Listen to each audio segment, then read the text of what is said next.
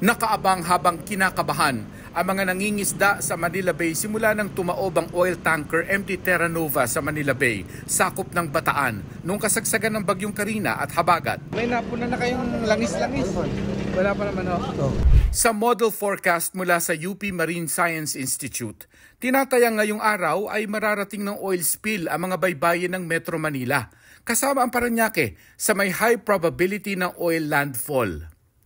Kahapon naman, inaasahang marating ng langis ang baybayin ng Noveleta, Rosario, Tanza, Naik at Ternate sa Cavite. Kung hindi maaabata ng oil spill dito sa Manila Bay, ang tansya ng BIFAR aabot sa 351 million pesos. Ang posibleng epekto nito sa 46,000 mga mangingisda mula sa rehiyon ng Central Luzon, ng Region 4A, maging ng mga fishing community dito sa NCR sa palibot ng Manila Bay. Ang pinakamalaking dago kung sakali ay sa mga seashell gaya ng tahong. Sa ngayon po dito, hindi pa naman po. Ayos pa naman po dito yung bentahan. Kasi malinaw naman po dito yung dagat pa.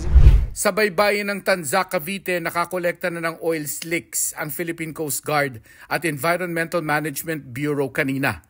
Pinaniniwala ang tagas ito mula sa 1.4 million liters ng industrial fuel oil na karga ng MT Terra Nova. Pero dahil nasarhan naman ang leaking valves ng barko, kaya hindi naging kasing tindi ito ng oil spill sa Mindoro. Mas minabuti ng BIFAR na huwag munang magpatupad ng fishing ban. Sa ngayon, masasabi ng under control ang oil spill, pero kailangan pa rin ng clean-up operation sa mga baybaying inabot nito. Pag magiging bahagi tayo ng clean-up, dapat may protective equipment po tayo. Huwag pong basta-basta magkakaroon ng contact doon sa oil slick, no? Kasi yung amoy nito, lalo na doon sa mga asthmatic, pwedeng makaapekto.